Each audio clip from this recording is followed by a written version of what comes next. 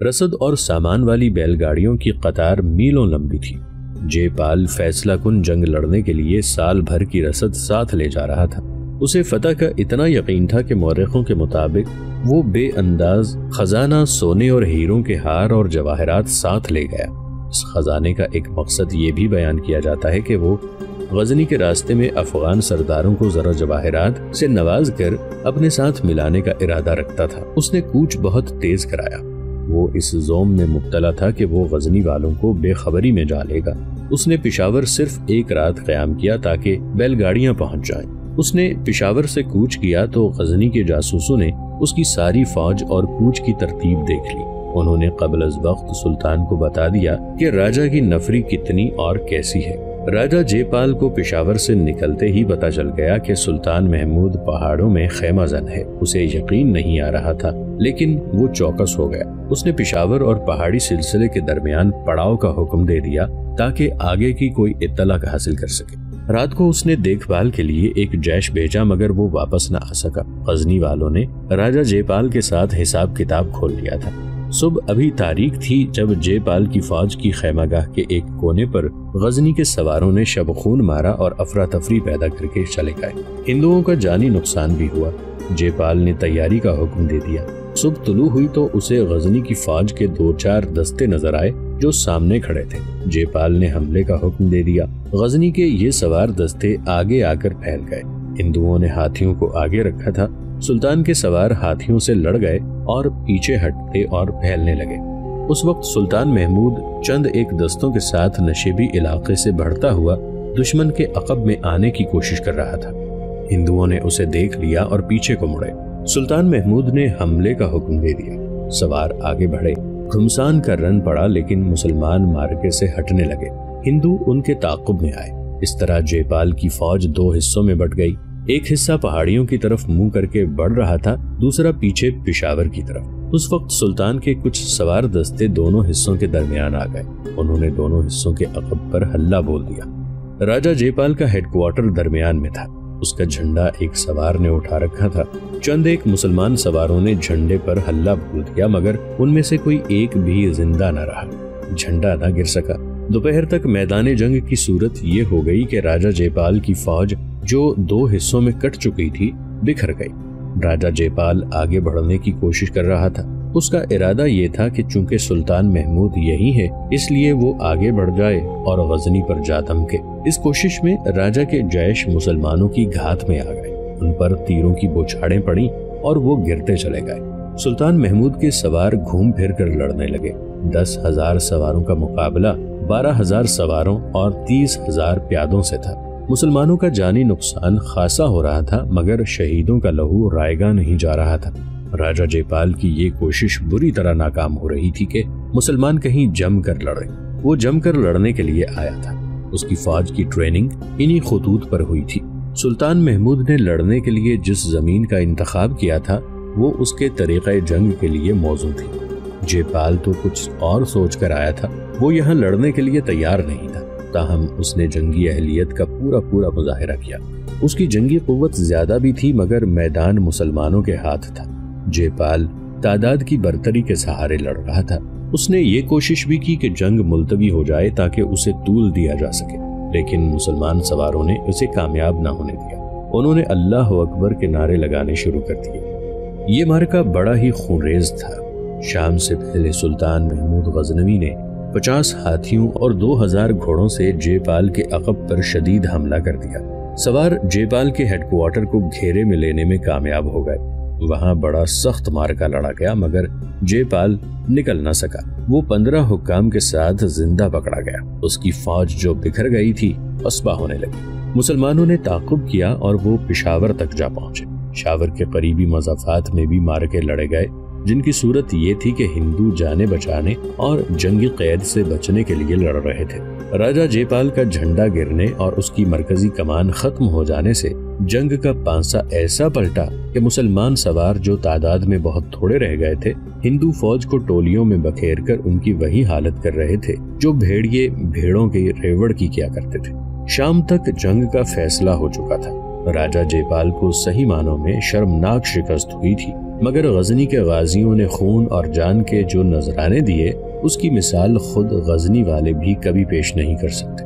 مشہور مورخ گردیزی اور عتوی لکھتے ہیں کہ مسلمان سواروں نے اس احساس کے تحت کہ دشمن بہت زیادہ ہے، تھوڑی تھوڑی نفری کے جیشوں کی صورت میں اس قدر شدید اور برق رفتار حملے کیے کہ ہندوؤں کے پاؤں اکھڑ گئے۔ دوپہر تک 5000 ہندو سوار اور پیادے مارے جا چکے تھے اور جنگ کا فیصلہ اسی وقت ہو گیا تھا۔ جنگی مبصرین نے مسلمانوں کی کامیابی کی وجوہات بیان کرتے ہوئے کہا ہے کہ ہندو راج پر مسلمانوں کی دہشت پہلے ہی طاری تھی، اس لیے ان کا لڑنے کا جذبہ بہت جلدی مجروح ہو گیا۔ سلطان محمود غزنوی نے اپنی فوج کو جو ہدایات دی تھی ان میں زور اسی پر دیا تھا کہ دشمن کا جذبہ توڑنے کی کوشش کرنا۔ اس نے اس کا طریقہ یہ بتایا تھا کہ پہلوؤں پر کم تعداد میں حملہ کرو اور نکل جاؤ، پھر گھوم کر آؤ اور یہ سلسلہ جاری رکھو۔ دشمن کو پتہ نہ چلنے دو کہ اب مسلمان سوار کدھر سے آئیں گے اور کتنے آئیں گے۔ سلطان محمود کی کامیابی کی دوسری وجہ اس کا جاسوسی کا نظام تھا، جس کے ذریعے اسے قبل از وقت دشمن کی آمد اور نفری وغیرہ کی اطلاع مل گئی۔ اس لیے اس نے یہ فائدہ اٹھایا کہ اپنے ملک سے دور آ کر اپنی پسند کی زمین کا انتخاب کر لیا۔ یہ کیفیت جو سلطان محمود نے پیدا کر لی تھی راجہ جے پال کے لیے غیر متوقع تھی۔ کوشش کے باوجود جے پال اس کیفیت کو اپنے حق میں نہ کر سکا۔ آخر گھیرے میں آ کر اسے ہتھیار ڈالنے پڑے۔ پشاور سے کچھ دور میراند نام کا ایک گاؤں ہوا کرتا تھا۔ وہاں راجہ جے پال اور اس کے اعلیٰ حکام کو سلطان محمود غزنوی کے سامنے لے جایا گیا۔ ایک ترجمان کے ذریعے سلطان اور راجہ کی باتیں ہوئیں۔ یہ فتح و شکست میری اور آپ کی نہیں، سلطان محمود نے راجہ جے پال سے کہا، یہ اسلام کی فتح ہے۔ اس عظیم مذہب نے ثابت کر دیا ہے کہ تراشے ہوئے پتھر اور خیالی مورتیاں انسان کا نہ کچھ بگاڑ سکتی ہیں نہ اسے کچھ دے سکتی ہیں۔ انسان کو خدا نے پیدا کیا ہے، زندگی اور موت، فتح و شکست اسی کے اختیار میں ہے اور وہی عبادت کے لائق ہے۔ آپ کا تیسرا حملہ ناکام ہو چکا ہے، اب آپ ایک کماری لڑکی کی قربانی دے کر آئے تھے۔ دیوتاؤں نے آپ کو اس ناحق قتل کی سزا دی ہے۔ قربانی ہم بھی دیا کرتے ہیں لیکن کسی کو خدا کے آگے ذبح نہیں کیا کرتے۔ میدان جنگ میں لاشیں دیکھ لو، ہم یہ قربانی دیا کرتے ہیں اور خدا اسے قبول کر لیا کرتا ہے۔ کیا آپ ہمارے ایمان کو برحق تسلیم نہیں کرتے؟ جنہوں نے 10,000 کی تعداد میں آپ کے 50,000 کے لشکر کو میدان سے مار بھگایا ہے۔ میں مذہبوں کی بحث میں نہیں الجھوں گا، راجہ جے پال نے کہا۔ میں تسلیم کرتا ہوں کہ ہار گیا ہوں۔ میں جاں بخشی کی درخواست کرتا ہوں اور یہ معاہدہ کروں گا کہ آئندہ آپ پر فوج کشی نہیں کروں گا۔ پھر آپ اپنے مذہب کا فریضہ سمجھ کر معاہدہ توڑیں گے، سلطان محمود نے کہا۔ میں ایسا نہیں کروں گا، راجہ جے پال نے کہا۔ آپ قیمت بتائیں، میں اس قیمت میں آپ کا یہ خزانہ شامل نہیں کروں گا جو میرے ہاتھ لگا ہے، سلطان محمود نے کہا۔ یہ مال غنیمت ہے۔ خزانے کا مال غنیمت کم نہیں تھا۔ راجہ جے پال افغانیوں کو ساتھ ملانے کے لیے بے انداز خزانہ ساتھ لایا تھا۔ مورخ لکھتے ہیں کہ دیگر زر و جواہرات اور نقدی کے علاوہ ہیروں کے 15 ہار تھے جن میں ایک کی قیمت 80,000 دینار تھی۔ معاہدے کی روح سے طے پایا کہ راجہ جے پال کو رہا کر دیا جائے گا۔ اس کے عوض وہ 2.5 لاکھ دینار اور 50 ہاتھی تاوان کے طور پر ادا کرے گا۔ اس کے نہایت اہم حکام کو یرغمال کے طور پر قید میں رکھا گیا اور راجہ جے پال کو رہا کر دیا گیا۔ سلطان محمود نے پشاور تک کو اپنی عملداری میں لے لیا اور آج کے درہ خیبر اور تمام تر سلسلہ کوہ پر قبضہ کر لیا۔ یہ جنگ بروز جمعرات 8 محرم 352 ہجری بمطابق 27 نومبر 1001 عیسوی کے روز لڑی گئی اور اسی روز فتح اور شکست کا فیصلہ ہو گیا۔ سلطان محمود غزنوی اس مقبوضہ علاقے کے انتظامی امور کے لیے کچھ عرصہ پشاور میں رہا۔ اسے یہاں زیادہ عرصہ رہنا تھا مگر اس کی اپنی سلطنت کے ارد گرد مسلمان حکمران پھر سر اٹھانے لگے تھے۔ ان کی سرکوبی کے لیے 1002 عیسوی کے موسم بہار میں وہ غزنی چلا گیا۔ اسی موسم میں راجہ جے پال اپنی قوم کے ہزارہ جوان بیٹے اور قوم کے گاڑے پسینے کی کمائی پشاور کے مضافات میں تباہ و برباد کر کے لاہور میں واپس آیا۔ وہ بوڑھا تو تھا ہی، اس شکست نے اسے اور زیادہ بوڑھا کر دیا۔ آتے ہی اس نے دربار منعقد کیا اور یہ اعلان کیا کہ آج سے اس کا بیٹا انند پال اس کا جانشین ہوگا۔ اس اعلان کے ساتھ وہ راج سے دستبردار ہو گیا۔ اس نے سب کو راج محل کے پچھواڑے کے باغ میں چلے جانے کو کہا۔ خود اپنے بیٹے کے ساتھ چل پڑا۔ تم جیسے بہتر سمجھو گے ویسے راج کرنا، اس نے اپنے بیٹے انند پال سے کہا، لیکن یہ میری وصیت ہے کہ غزنی پر حملے کے لیے نہ جانا۔ ہماری فوج مسلمانوں کے خلاف نہیں لڑ سکتی۔ ان کی فوج کی چالیں نہایت اچھی ہیں، لیکن ان کی اصل قوت ان کا جذبہ ہے اور جوش و خروش ہے جو ہماری فوج میں کوشش کے باوجود پیدا نہیں ہو سکا۔ محمود کو 2.5 لاکھ دینار کی مالیت کا سونا بھیج دینا، ورنہ وہ تم پر حملہ کرے گا اور تمہاری فوج کا یہی حشر ہوگا جو تم پشاور میں دیکھ آئے ہو۔ وہ جب پچھواڑے کے باغ میں پہنچے تو سب دیکھ کر حیران رہ گئے کہ وہاں چتا رکھی ہوئی تھی۔ لکڑیوں کا یہ چوکور انبار کسی مرے ہوئے کی لاش کو جلانے کے لیے لگایا گیا تھا، مگر راج محل میں کوئی بھی نہیں مرا تھا۔ چتا پر تیل انڈیل دیا گیا تھا اور ایک آدمی جلتی مشل اٹھائے کھڑا تھا۔ راجہ جے پال کسی سے کوئی اور بات کیے بغیر تیزی سے آگے بڑھا اور چتا پر کھڑا ہو گیا۔ اس نے مشل کی طرف ہاتھ بڑھایا، چوبدار نے مشل اسے دے دی۔ راجہ نے تیل میں بھیگی ہوئی لکڑیوں پر مشل کا شعلہ رکھ کر آگ لگا دی۔ اس کا بیٹا اس کی طرف دوڑا، لیکن شعلے اتنے اونچے اور اتنے ہیبت ناک ہو گئے تھے کہ کوئی قریب نہ جا سکا۔ راجہ جے پال نے اپنے آپ کو نہایت خاموشی سے جلا ڈالا تھا۔ تمام مورخوں نے لکھا ہے کہ راجہ جے پال نے اپنے بیٹے سے کہا تھا کہ وہ سلطان محمود کو تاوان ادا کر دے اور مسلمانوں کے خلاف جنگ کو دل سے اتار دے، لیکن انند پال نے جو سلطان محمود کا ہم عمر تھا اپنے باپ کی جلدی چتا کے قریب کھڑے ہو کر اعلان کیا، میں غزنی والوں کو 1 پیسہ تاوان ادا نہیں کروں گا، میں باپ کے خون کا انتقام لوں گا۔ ملتان بر صغیر کا واحد مقام ہے جو محمد بن قاسم کے دور سے لے کر اس وقت تک مسلمان ریاست رہا ہے جب مغلوں کا سورج غروب ہو گیا تھا۔ 11ویں صدی میں بھی ملتان اسلامی ریاست تھا اور اس کے ارد گرد ہندو ریاست تھی۔ یہ وہ دور تھا جب محمد بن قاسم کے بعد دوسرا مجاہد سلطان محمود غزنوی ہندوؤں سے نبرد آزما تھا۔ اس نے ہندوؤں کے سب سے طاقتور راجہ جے پال کا غزنی پر تیسرا حملہ اس بری طرح سے پسپا کیا تھا کہ اس راجہ نے اپنی راجدھانی میں واپس آ کر خودکشی کر لی تھی۔ محمود غزنوی نے پشاور کے بہت سے علاقے پر قبضہ کر کے پشاور کو اپنے سائے میں لے لیا تھا۔ اس طرح اس نے غزنی اور اپنی تمام تر سلطنت کو محفوظ کر لیا تھا۔ اس نے راجہ جے پال کو اس شرط پر رہا کیا تھا کہ وہ واپس جا کر 2.5 لاکھ دینار تاوان ادا کرے گا اور 50 ہاتھی بھی بھیجے گا۔ راجہ جے پال نے لاہور پہنچ کر اپنے بیٹے انند پال سے کہا کہ وہ محمود غزنوی کو تاوان ادا کر دے۔ اس کے فوراً بعد اس نے اپنے آپ کو چتا میں جلا لیا۔ انند پال نے وہیں اعلان کر دیا کہ وہ تاوان ادا نہیں کرے گا اور اپنے باپ کی شکست کا انتقام لے گا۔ یہ واقعہ 1002 عیسوی کا ہے۔ 2 سال اور گزر گئے۔ تاوان کی بجائے سلطان محمود غزنوی کو جاسوس نے یہ اطلاع دی کہ انند پال اپنے باپ کی شکست کا انتقام لینے کے لیے تیاری کر رہا ہے، اور یہ میرے لیے کوئی نئی خبر نہیں، محمود غزنوی نے کہا۔ میں ذہنی طور پر ایسی ہی صورتحال کے لیے تیار تھا۔ میں نے جے پال کے علاقے پر اسی لیے قبضہ کیا ہے کہ اس کے ساتھی راجوں کو اور اسے مشورے دینے والوں کو سلطنت غزنی آسمان کے ستارے کی طرح دور نظر آئے۔ میں نے اپنی سلطنت کو نہیں، خانہ کعبہ کو اور خلافت کی گدی کو محفوظ کر لیا ہے۔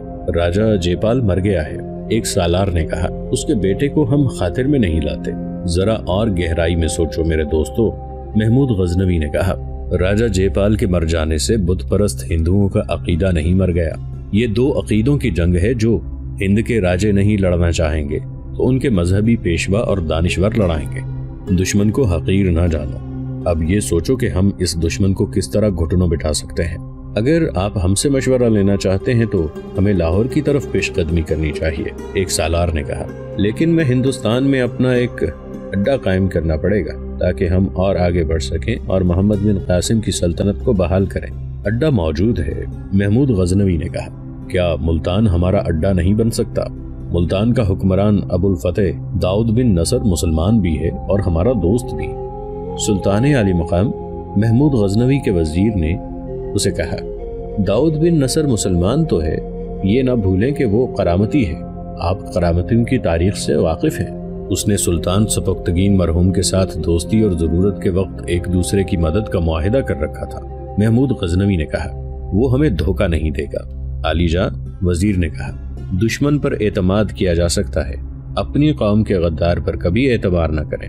ایک ایلچی کل صبح ملتان روانہ کرو۔ محمود غزنوی نے کہا۔ مجھے امید ہے کہ محمد بن قاسم کی سلطنت کی اس آخری ریاست سے ہمیں پورا تعاون ملے گا۔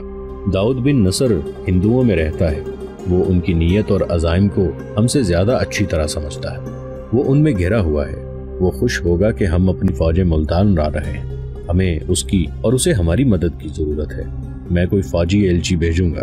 عاصم عمر بہتر رہے گا، سپر سالار نے کہا، ابھی جوانی کی عمر میں ہے، بات کرنے کا ڈھنگ جانتا ہے اور خوش طبع بھی ہے۔ عاصم عمر، محمود غزنوی نے کہا، اس کے متعلق مجھے کس نے بتایا تھا کہ وہ ضرورت سے زیادہ خوش طبع ہے؟ عاصم جنگی امور کو سمجھتا ہے، سپہ سالار نے کہا، اور سمجھا بھی سکتا ہے، وہ جب میدان جنگ میں دشمن کو اپنے سامنے دیکھتا ہے تو اور زیادہ خوش طبع ہو جاتا ہے، یہ کمزوری نہیں خوبی ہے، اگر تمہیں یقین ہے کہ وہی بہتر رہے گا تو اسی کو بولو۔ محمود غزنوی نے کہا، میں اسے زبانی پیغام دوں گا کیونکہ اسے دشمن کے علاقے میں سے گزر کر جانا ہے، تحریری پیغام پکڑا جا سکتا ہے۔ عاصم عمر جب ملتان کے حکمران ابو الفتح داؤد بن نصر کے دربار میں گیا تو اس کی آنکھیں حیرت سے کھل گئیں۔ اس دربار کی شان و شوکت دیکھ کر اسے شک ہوا کہ جیسے داؤد بن نصر سارے ہندوستان کا بادشاہ ہو۔ وہ سلطان سبکتگین اور سلطان محمود غزنوی کے دربار کا عادی تھا، جہاں وہ ان کے برابر بیٹھا کرتا تھا اور مشورے بھی دیا کرتا تھا۔ ملتان کے دربار میں وہ اپنے آپ کو بہت چھوٹا آدمی سمجھنے لگا۔ داؤد بن نصر تخت پر بیٹھتا تھا، وہ بڑی ہی حسین لڑکیاں اس کے پیچھے کھڑی مورچھل ہلا رہی تھی، درباری یوں بیٹھے تھے جیسے بت دھرے ہو۔ رعایا کے انداتا ایک آواز بلند ہوئی، سلطان محمود بن سبکتگین کا ایلچی حاضر ہے۔ عاصم عمر نے ادھر ادھر دیکھا، وہ جان نہ سکا کہ یہ صدا کس کی تھی۔ ہم غزنی کے ایلچی کو خوش آمدید کہتے ہیں، داؤد بن نصر نے بادشاہوں کی طرح کہا۔ کیا پیغام لائے ہو؟ کچھ تحفے لایا ہوں، عاصم عمر نے بوکھلا کر کہا۔ پہلے یہ پیش کرنا چاہتا ہوں، کیا سلطان محمود نے تمہیں دربار کے آداب نہیں سکھائے؟ داؤد بن نصر نے مسکرا کر کہا، ہمارے ہاں ایسا دربار نہیں ہوتا علی جا۔ عاصم عمر نے کہا، سلطان کا دربار کسی خیمے میں ہوتا ہے یا کسی وادی میں جس پر چٹانوں کا سایہ ہوتا ہے، ہم وہاں اکٹھے بیٹھتے ہیں، یہ میدان جنگ نہیں ہمارے معزز مہمان۔ داؤد بن نصر نے کہا، یہاں کوئی درباری ہماری اجازت کے بغیر کھانس بھی نہیں سکتا، پھر سلطان نے مجھے غلط جگہ بھیج دیا ہے۔ عاصم عمر نے جرت مندی سے کہا، مجھے بتایا گیا تھا کہ میں محمد بن قاسم کی سلطنت کی آخری ریاست کے حکمران کے پاس جا رہا ہوں، میں اس امید پر آیا تھا کہ ریگزاروں اور چٹانوں کو روند کر اس سرزمین پر آنے اور اسلام کا پرچم لہرانے والے محمد بن قاسم کے جانشین بھی عرب کے مجاہدوں کی طرح بوریا نشین ہوں گے۔ تمہیں کس نے بتایا ہے کہ ہم محمد بن قاسم کے جانشین ہیں؟ داؤد بن نصر نے گرج کر کہا، ہم اس خطے کے فاتح ہیں، تم تاریخ سے بے خبر ہو، تم نہیں جانتے کہ ہمارے دادا حمید خان لودھی قرامتی نے یہاں آ کر ملتان کی اینٹ سے اینٹ بجا دی تھی، پھر بھی ہم تمہیں اجازت دے دیتے ہیں کہ اسے محمد بن قاسم کی فتوحات کی آخری نشانی کہو۔ ہم مسلمان ہیں، ہمیں غیر نہ سمجھو، مگر ہمارے دربار کے کچھ آداب ہیں، اگر ان آداب کا پابند نہ رہ سکنا گناہ ہے تو میں معافی مانگ لیتا ہوں۔ عاصم عمر نے کہا، میں ان آداب سے واقف نہیں، کیا میں تحفے پیش کر دوں؟ اجازت ہے۔ دربار کے باہر عاصم عمر کے ساتھ آئے ہوئے 4 محافظ کھڑے تھے، تحفے ان کے پاس تھے۔ عاصم عمر نے باہر جا کر اپنے محافظوں سے کہا کہ وہ تحفے اندر لے جائیں۔ ان میں بیش قیمت ہیرے بھی تھے اور غزنی کے علاقے کی دلکش اور قیمتی اشیاء بھی تھیں۔ ایک تلوار بھی تھی جس کے متعلق عاصم عمر نے داؤد بن نصر کو بتایا کہ یہ راجہ جیپال کی تلوار ہے جو اس نے آخری حملے کی ناکامی کے بعد سلطان محمود غزنوی کے قدموں میں رکھی اور التجا کی تھی کہ اسے بخش دیا جائے، وہ آئندہ غزنی پر حملے کی جرت نہیں کرے گا۔ عاصم عمر نے آگے بڑھ کر یہ تلوار داؤد بن نصر کے قدموں میں رکھ دی۔ پیغام کیا ہے؟ داؤد بن نصر نے پوچھا۔ کیا مجھے تنہائی میں بات کرنے کی اجازت نہیں دی جائے گی؟ عاصم عمر نے پوچھا۔ داؤد بن نصر نے درباریوں پر نگاہ دوڑائی تو تمام درباری اٹھ کر باہر چلے گئے، صرف 2 لڑکیاں رہ گئیں جو داؤد بن نصر کے پیچھے کھڑی مورچھل ہلا رہی تھیں۔ داؤد کے اشارے پر عاصم عمر اس کے قریب چلا گیا اور اس کے اشارے پر وہ تخت کے ساتھ والی کرسی پر بیٹھ گیا۔ ہمیں دربار کی اس شان و شوکت کو برقرار رکھنا پڑتا ہے، داؤد بن نصر نے عام انسانوں کے لہجے میں کہا، یہ ہماری مجبوری ہے اور آپ ایسے درباروں سے واقف نہیں، یہ آپ کی مجبوری ہے۔ کیا آپ کوئی تحریری پیغام لائے ہیں؟ راستے میں دشمن کے خطرے کی وجہ سے سلطان نے تحریری پیغام نہیں دیا، عاصم عمر نے کہا۔ میں سالار ہوں، پیغام چونکہ عسکری نوعیت کا ہے اس لیے سلطان نے مجھے بھیجا ہے۔ آپ کو معلوم ہے کہ راجہ جے پال ہماری سلطنت پر 3 حملے کر چکا ہے۔ ہر بار اسے ہتھیار ڈالنے پڑے اور اس نے تاوان اور اپنی جان بخشی کے عوض وعدہ کیا کہ وہ آئندہ حملہ نہیں کرے گا۔ اس نے ہر بار وعدہ توڑا، آخر اسے خودکشی کرنی پڑی۔